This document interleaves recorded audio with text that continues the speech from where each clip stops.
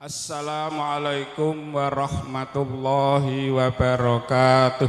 Waalaikumsalam warahmatullahi wabarakatuh. A'udzu billahi minasy syaithanir rajim.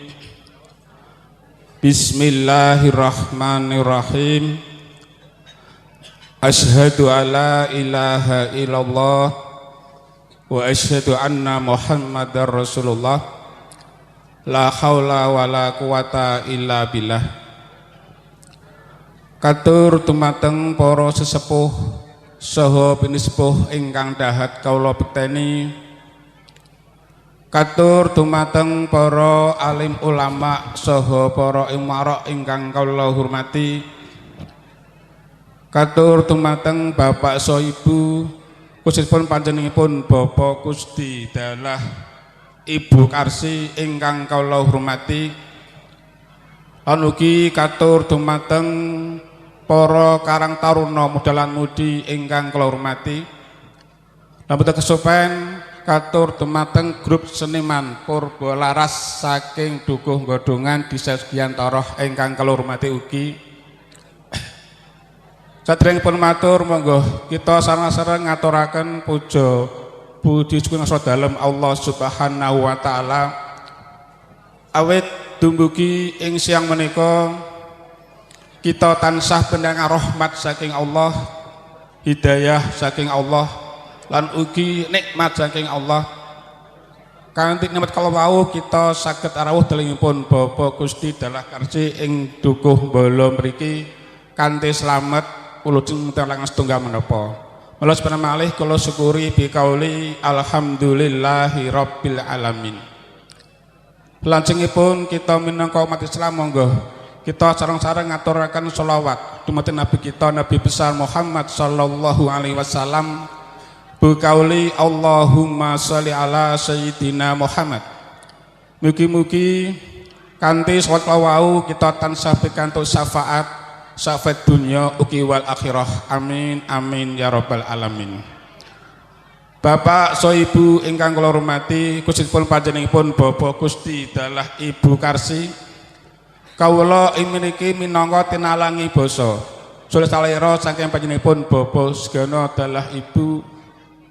Pramila sadèrèngipun kula matur dumateng Bapak so ibu sedaya ing mriki kula nyuwun agunging pangapunten ingkang kathah awit kawula badhe gembel kamerdikan dumateng Bapak so ibu sedaya kangge minangkani napa ingkang dados sedyanipun Bapak Sugiono Dalah Ibu ing siang menika.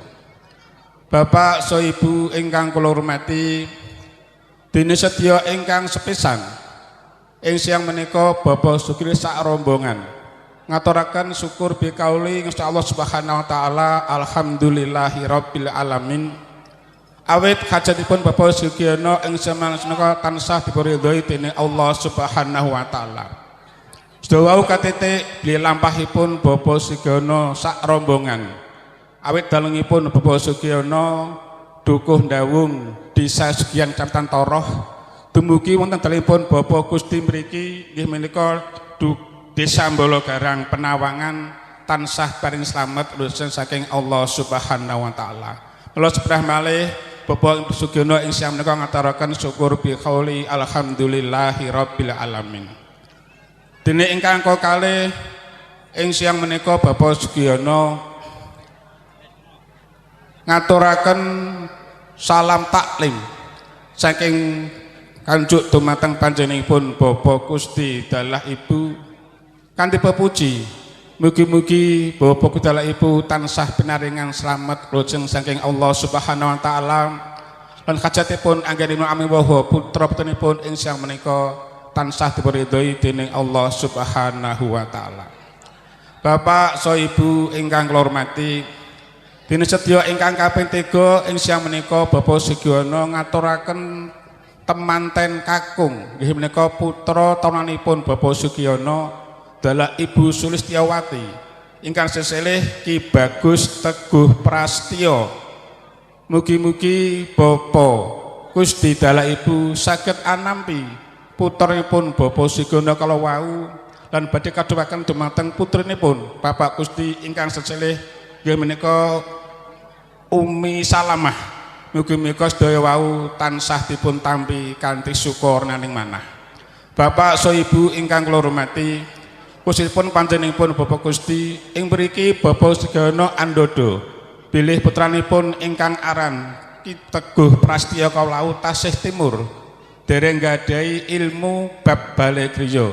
Pramila ing mriki Bapak Sugiyono dalah Ibu nyuwun panjenenganipun Bapak Gusti kersa andidik putra-putri kala wau sehingga dados putra ingkang soleh lan solehah lan akhiripun saged agawi keluarga ingkang sakinah mawaddah saha warahmah.